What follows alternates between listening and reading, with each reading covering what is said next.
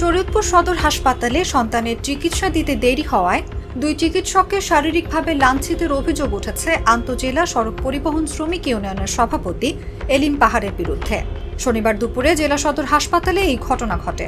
এ ঘটনার প্রতিবাদে ঘণ্টাব্যাপী হাসপাতালের সব কার্যক্রম বন্ধ রাখেন চিকিৎসকরা। পরে অভিযান চালিয়ে এলিম পাহাড়কে আটক করে পুলিশ।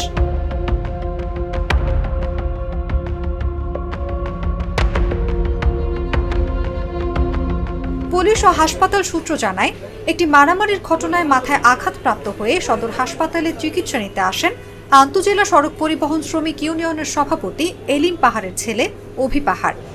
খবর পেয়ে কিছুক্ষণের মধ্যে হাসপাতালে ছুটে আসেন এলিম পাহাড় ও তার লোকজন। কর্তব্যরত ডক্টর হলো ডক্টর লিমিয়া, যিনি একবার দেখছে, দেখার পরেও উনি, তখন আমি বললাম যে আপনি এত অস্থির হলেন কেন, রুগীতে একবার দেখা হয়েছে। তখন তুই কোন বড় ডাক্তার হয়ে গেছিস, তুই আসতেছিস না কেন, ওই বেটি ব্যস্ত, তো তুই আসলি না কেন এলো।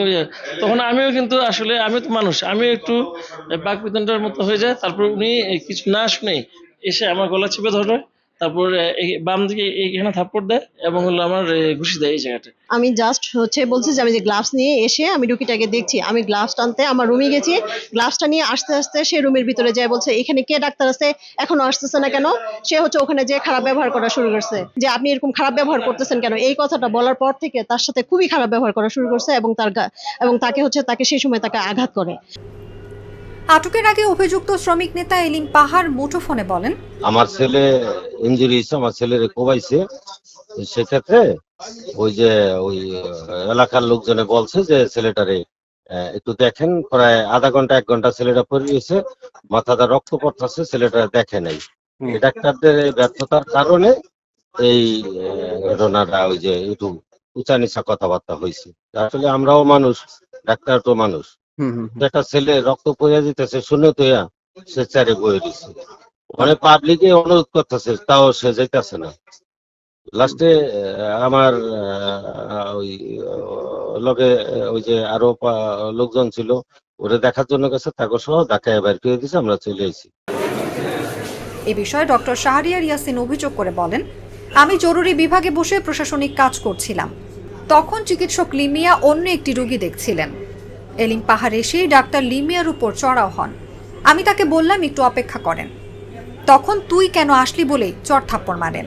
আমাদের যে কর্তব্যরত ডক্টর ছিলেন, উনি তাকে প্রপার ওয়েতেই তাকে দেখেছেন এবং তার চিকিৎসার ব্যবস্থাও যথাযথভাবে নেওয়া হয়েছিল।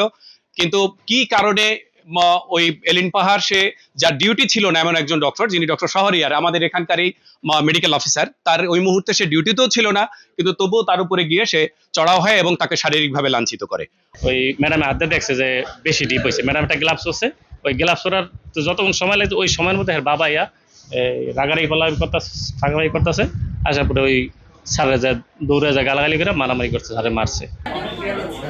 শরীয়তপুর সদর হাসপাতালের তত্ত্বাবধায়ক হাবিবুর রহমান বলেন, আমি চিৎকার শুনে জরুরি বিভাগে গেলে আমার সঙ্গেও তিনি অকথ্য ভাষায় গালিগালাজ করেন। সে গ্লাভস আনতে গেছে, 5 মিনিট হয়তো আরেকটা রুগী ছিল ভিতরে, ওই রুগীটা সে দেখতেছিল।